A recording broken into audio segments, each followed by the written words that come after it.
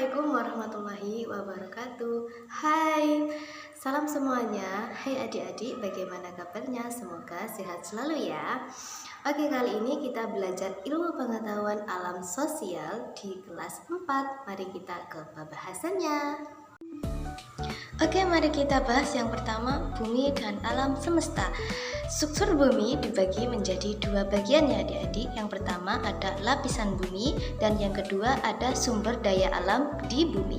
Oke, kita bahas yang pertama ya adik-adik, yakni satu, lapisan bumi. Di situ ada kerak bumi, mantel bumi, dan inti bumi.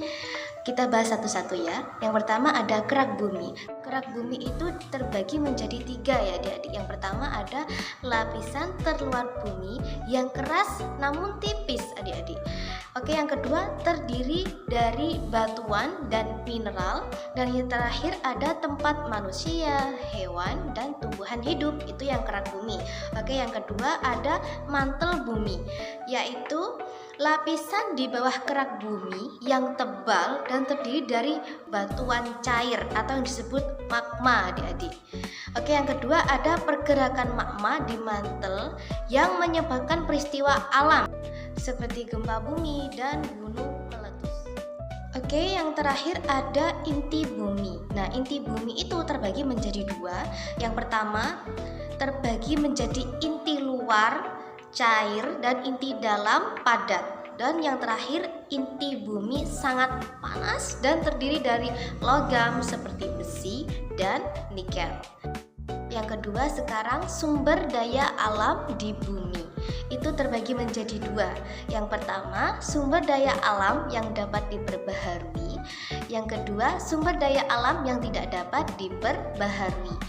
Oke, sumber daya alam yang dapat diperbaharui itu ada air, tumbuhan, hewan, dan energi matahari. Nah, itu bisa diperbaharui adik-adik. Yang tidak dapat diperbaharui itu ada minyak bumi, batu bara, gas alam, dan logam. Nah, itu tidak bisa diperbaharui adik-adik ya. Jadi kita harus menjaga yang seperti itu ya. Selanjutnya ada peristiwa alam. Di situ terbagi menjadi tiga bagian. Yang pertama satu gunung meletus, dua gempa bumi, dan yang ketiga siklus air. Kita pilih satu-satu ya adik-adik. Yang pertama ada gunung meletus terjadi ketika magma dari dalam bumi keluar melalui permukaan. Ada dampak positifnya. Yang pertama menyuburkan tanah, menyediakan bahan tambang seperti belerang. Dampak negatifnya yakni merusak lingkungan dan pemukiman dan membahayakan manusia dan hewan. Yang kedua ada gempa bumi, adalah getaran yang terjadi di permukaan bumi akibat pergerakan lempeng bumi atau aktivitas gunung berapi. Cara mengurangi resikonya dengan membangun rumah tahan gempa yang pondasinya kuat sekali ya adik-adik, dan mengenal jalur evakuasi. Yang terakhir ada siklus air, terbagi menjadi tiga. Ada evaporasi penguapan, yakni air dari laut, sungai, dan danau menguap karena panasnya matahari. Yang kedua ada kondensasi atau pendinginan, yakni uap air di udara yang mendingin dan berubah menjadi awan.